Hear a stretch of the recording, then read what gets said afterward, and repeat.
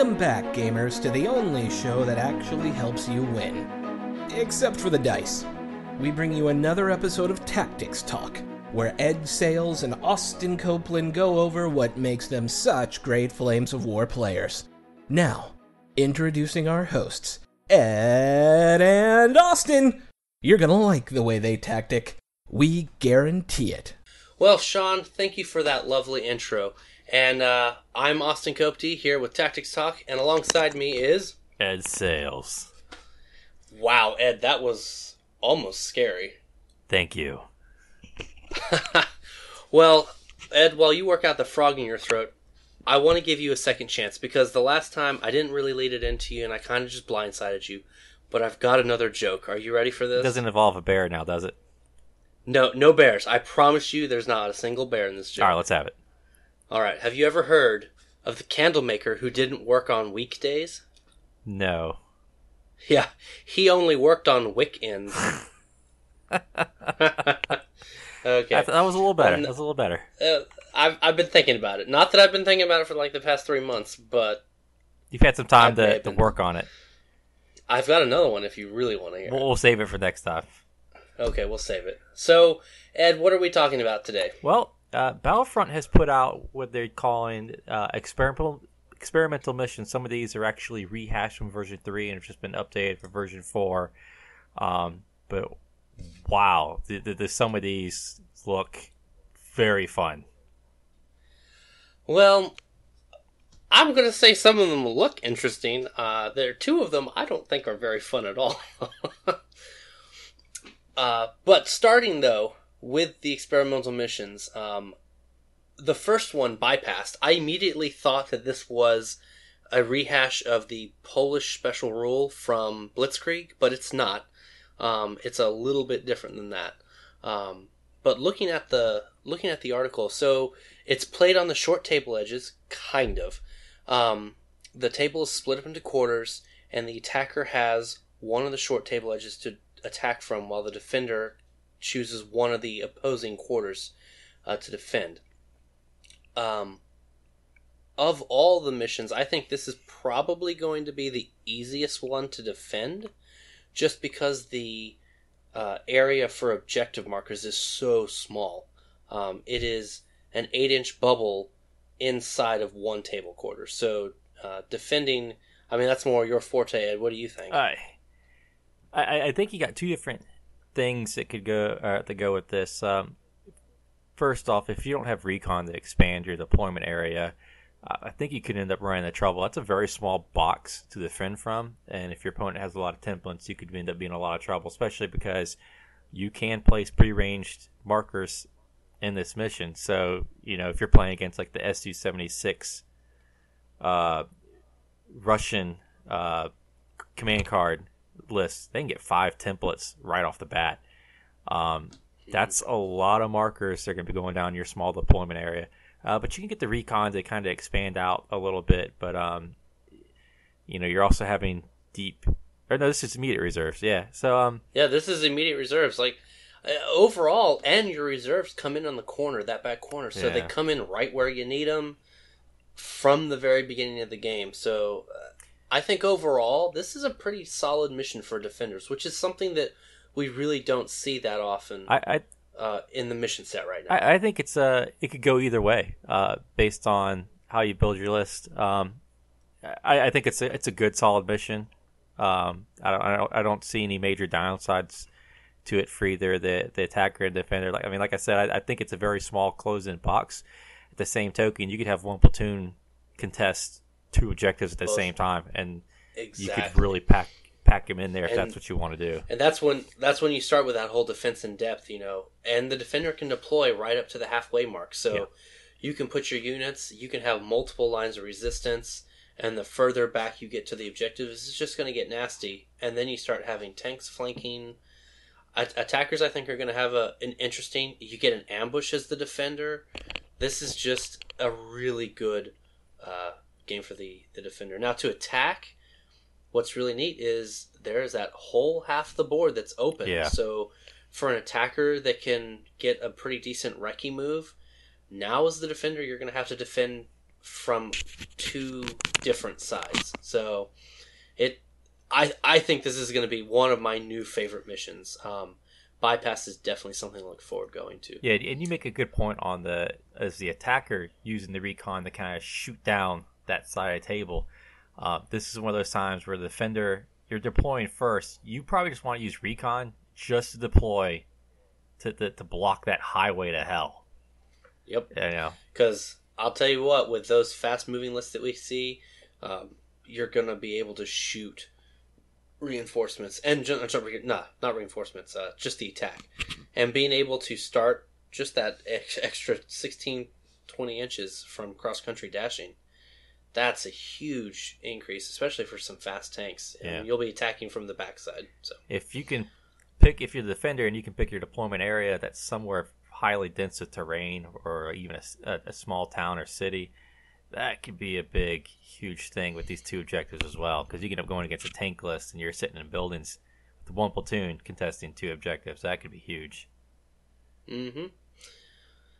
Moving to dogfight. Now, we talked about these missions a little bit before we started this podcast, and I think between the two of us, this is going to be our least favorite mission. Yep. Mostly because this is basically shake your opponent's hand at the beginning of the game and tell the attacker you win, because I don't know, Ed. I don't think there's a way for the defender to win this game. This one is really puzzling to me, to be honest. I am noticing now that part of the scatter reserves, you can come in from the side instead of just like you come in from that entire side of your deployment area, not the corner 6 inches from. But this really is kind of like a hasty attack or no retreat type mission where one side is very lopsided in your ability to win. I just don't see a very strong chance for the defenders to win. It really seems like it's delay, and hope you can get your reserves in time.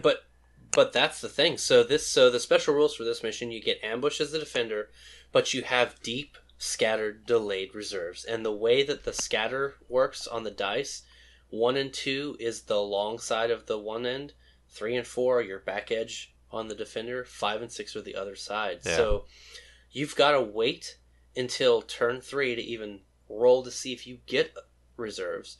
And they are deep reserves, so you cannot have tank teams. You can only have the one tank team with front armor 3 or higher here. Yeah. On the table from the get-go. So if you are a tanker and you somehow get this mission as a defender, good luck. If you're an infantry player, good luck, because you're not going to get reserves for a long time. And your ambush, with the objective area being almost the entire side of your table, what are you going to defend? The left side, the right side? Yeah, and it's going to be really hard. And both players get to deploy objectives. As defender, you're going to want to place it in the direct middle of your deployment zone, so you're not having, when your attacker places, it's not, one end of the table to the next end, so you have a better chance to respond. Luckily, the national point level is 109 points. You get minefields, so that would give you 5 minefields in this mission, and I really feel like it's just delay in an attempt to get your reserves on the table on this one. I mean, and the delay kind of works because the defender wins after the 6th turn. So, if you can keep them 8 inches away for 6 turns, you've got it. But in that same key, the attacker wins on, if they start their turn within 4 inches with no defending tanks. So they don't even have to wait 6 turns. So an aggressive player is going to line up to that 16-inch mark from the halfway and then just bum rush you, because they have 3 turns where they're going to outnumber you. So this is going to be a hard mission. It's not going to be impossible. I think it's doable. It's just going to be a hard mission to defend. But I mean, we all play Flames of War. We know that the defender is a hard choice. I don't understand the title for dogfight. The way the mission is set up doesn't strike to me as a dogfight. You think a dogfight is just going back and forth, no one getting an upper hand, just knocking the crap out of each other. I think bypass mission actually is a better fit for dogfight than this. Yeah, I'd have to agree with you, Ed. Anyway, we'll see how this mission actually turns out, but if I was going to give this one the thumbs up or thumbs down, I think I'm going to have to give that one a hard pass. Yeah. But that leads us to our third mission, and this one I'm actually kind of really excited about. My favorite mission right now is Bridgehead, and Killing Ground is basically reverse Bridgehead. Yep, I have already had a tournament that I announced, and these came out hours after I announced my tournament. I went back and started notifying people, hey, I'm changing round 3 to Killing Ground. It's just so fun. The defender gets to surround the attacker. Now, you do have deep scattered delayed reserves on this one as well. However, the scatter 1, 2, 3, 4, 5, 6 is all on the back edge of the field, right where the objectives are.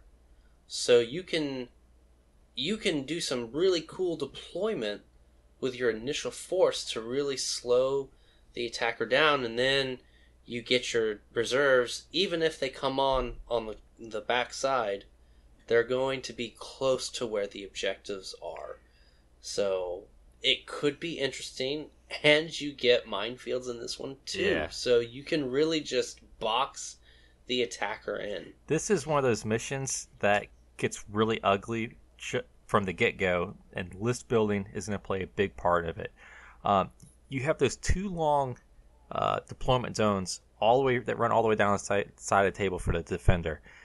If you have the luxury, I would put an infantry platoon all the way up there near the attacker on either side, because that's going to force the attacker, if he's got like Nebelwolfers, any kind of artillery guns that are immobile, he's going to have to leave another unit behind to try to defend, and so your infantry just don't run up on it and just capture it really quickly in an assault. Yeah, no, absolutely. Then you use the minefields to kind of close off one area.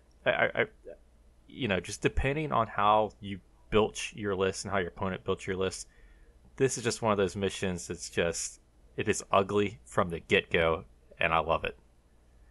I mean, you say if it's ugly from the get-go, the descriptor that Battlefront gave it, you have blundered into a killing ground, and the only way out is forward.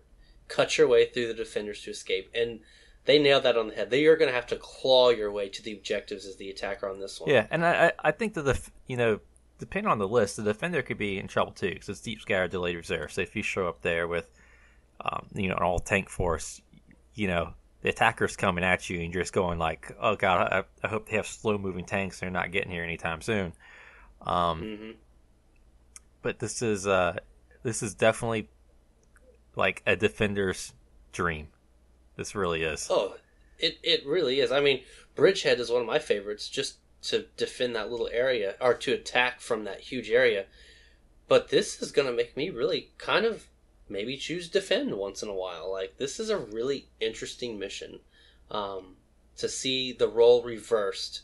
Same setup, but attacker in the small box. And there's no way you can recce out of that little box. No. You're stuck. Yeah. That's it. Your deployment area is it.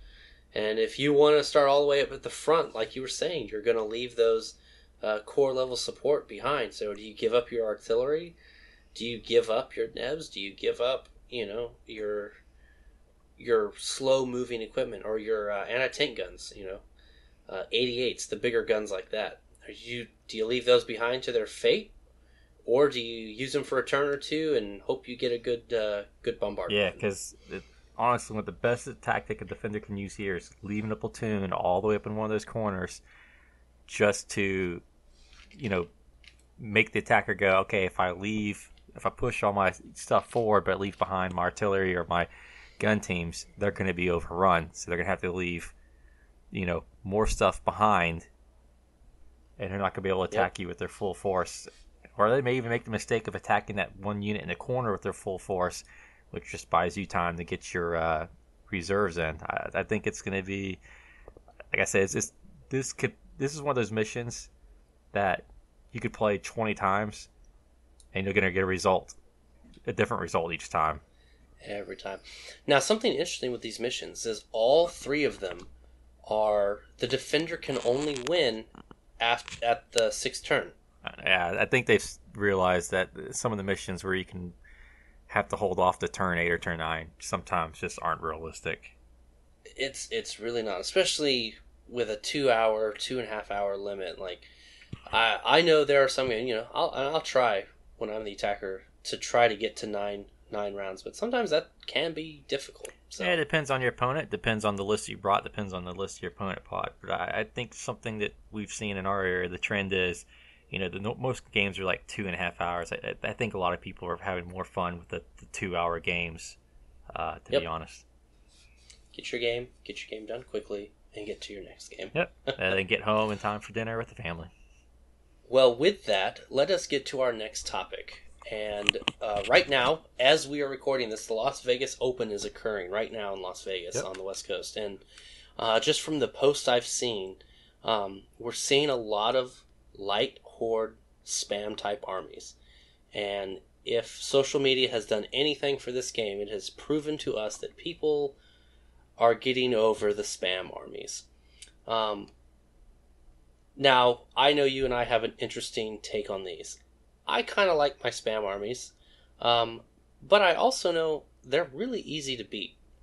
What about you, Ed? What do you think of these spam armies? And I guess our next topic, as we could title it, how do we beat the horde? There's a couple different ways, right? I have seen people bring like the armored rifle horde, and I have wiped them off the table with L640 and armored car hordes. I have seen people take T-34 hordes and get removed off the table by, 5 to 8 Panzers. So, there's a couple of different ways to go about it. My last game against Chris Jackson, who I have, by the way, beat 4 times in a row. Not that I'm counting or anything, but he played a German infantry list, very small model count, against my Stuart Swarm, and he came very close to killing every single model I brought on the table.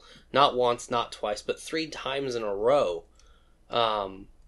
Able to squeak out 6-3s or a 7-2 because of a nice rush, and some really nice 5+ morale saves. But an anti-tank gun platoon dug in, being hit on 4s, not shooting until you're right up on top of them is, I swear, it's one of the hardest things to pull out. Yeah, it kind of aggravates me sometimes that, like a Pac 38 costs the same as a Martyr, because I look at the mobility of a Martyr and go, I can do so much more with this.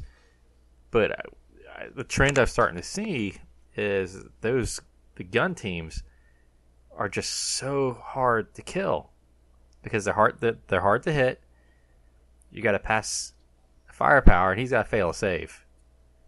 So I really feel that taking your more experienced, your veteran units with good equipment, and just being patient, not making those mistakes, not freaking out they're seeing the horde, and just picking stuff off one at a time is the way to go.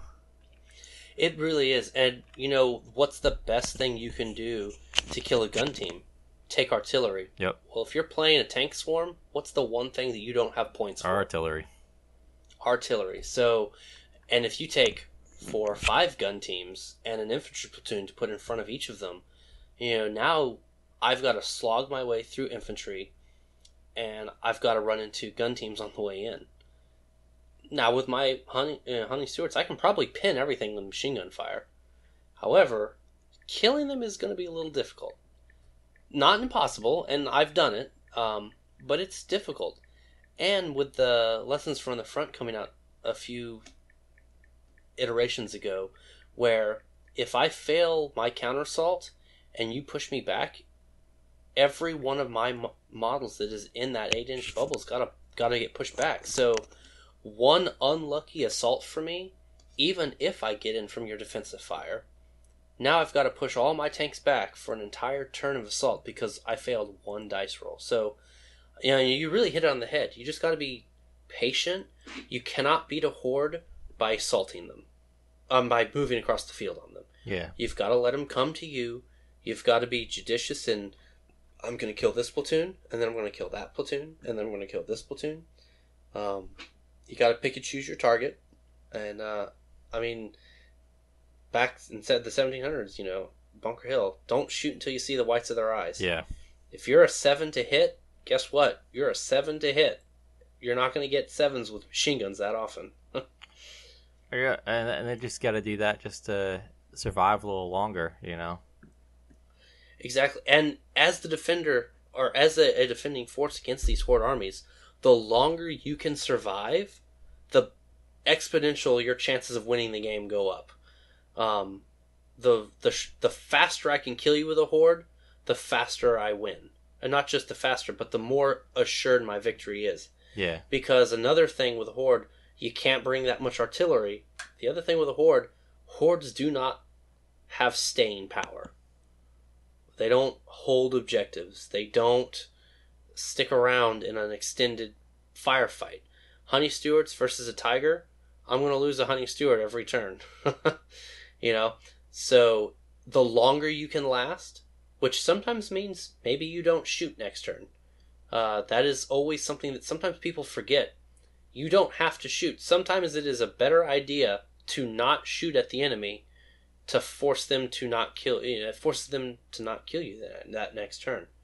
So by not dying, smart objective placement, and force mitigation of losses, I think you're going to see your veteran armies, your non-horde armies, do a whole lot better against these little tankette lists that we see swarming around the field. The only thing that I can see that would be difficult to beat, and I'm still working on this one, is the Russian Valentine list. That one's going to be interesting to beat, just because for 24 points, 10 yeah. Valentines, that's... Or 9 points gets you 10 T-70s or the T-60s. That's a lot of cheap machine guns that are armored. Yep. Oh, yeah, and the T-70 has that AT-7 gun. Yeah. I'm still working on the strategy for that. But I do think if you wait for them to come to you, I mean, it's going to take a long time for Valentines to get across the field, but you'll wait for them to come to you, you'll let them come in for the assault. What's the one thing you don't want to do with assaults? Spread them out. You want a very small assault bubble. Well, what do 10 Valentines not have the luxury of having? A small assault bubble. So you let them come in, and then you just let them have it. Hit on 3 tanks. You're gonna evaporate them with Pac 40s or a Pac 40 ambush, something like that. Another really good strategy that people I don't think use very often is the maneuver option. So you see that you're going against a horde army, they're going to choose attack. They are not going to choose defend. They are going to choose to attack to get a mission where they force you to defend. Yeah. So honestly, one of the best options you as the quote-unquote defender can do is to either declare an attack order, or I think the better option is to declare a maneuver order. That gives you several chances that they might be the defender, the attack. If you declare attack, that gives you options to make them the defender with their horde. And let me tell you, there's something hordes don't do very well. Reserves. No. 40%, that's how many platoons for me? A ridiculous amount. And now my horde's not so hordy. So counter-attacking by choosing an attack mission or a maneuver mission where you can force the enemy to defend against your attacking force. So if you have an objective to move towards, they've got to leave behind their force. They've got to split their force. And a horde is only as good as a horde. Once it's 2 or 3 platoons, it's no longer a horde. So whatever you can do to split the force up, be it by mission, by ambush, by forcing them to go around a minefield, whatever you can do to split the horde up, division is power in this game. So Split them up, force them to defend, because hordes don't like doing that, and hold your fire. I think those are some of the best tips that I can give you What do you think, Ed? Anything else? I can't think of anything, to be honest. I think you covered it pretty well. Well, that's great.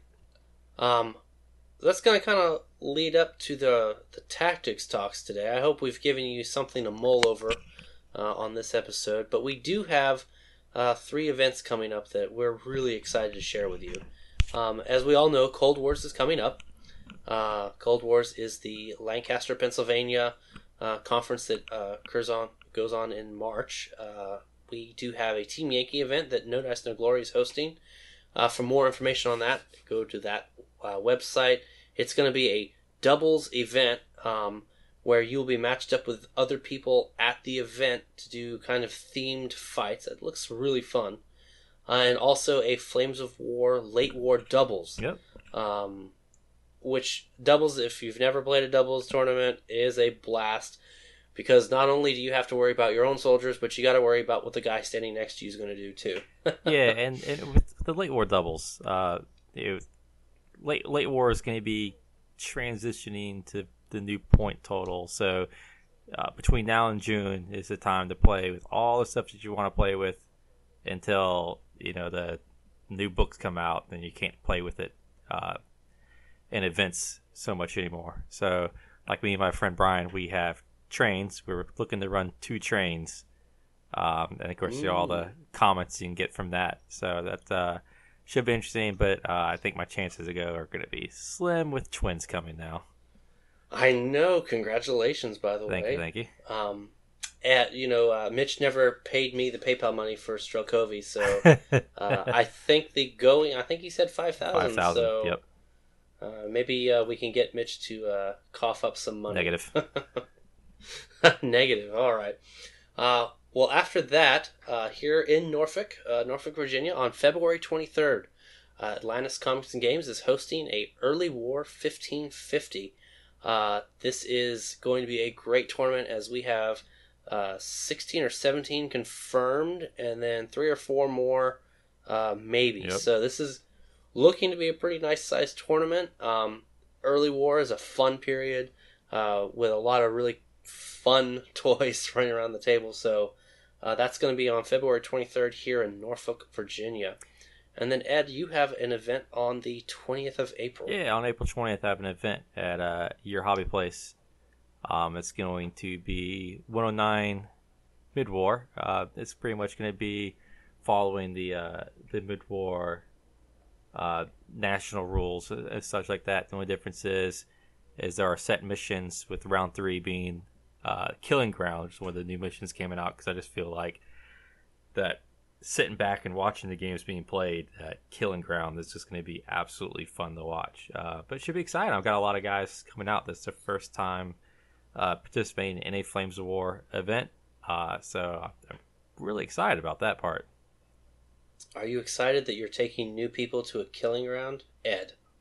Yeah, well, if they play well, they'll be matched up against a good opponent, and if they don't play well, then they'll be playing against someone who isn't familiar with it either. Matched up against a good opponent. Yeah. No, I think it's going to be great. And so this is just for my assumption.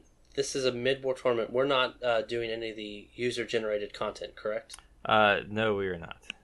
Okay. All right. I just wanted to make sure. All right. Well, I think that just about does it for us, Ed. I think that closes us out. Yep. Thank you guys for joining us once again. If you have any comments, any feedback, let us know. If there's anything you'd like us to touch on, we'd be more than happy to do it. Thank you guys for joining us. Thanks so much for joining the show tonight. Remember to follow us on Twitter at No Dice, No Glory, and keep the conversation going on NoDiceNoGlory.com, now featuring our own message boards. Have a great night, everybody.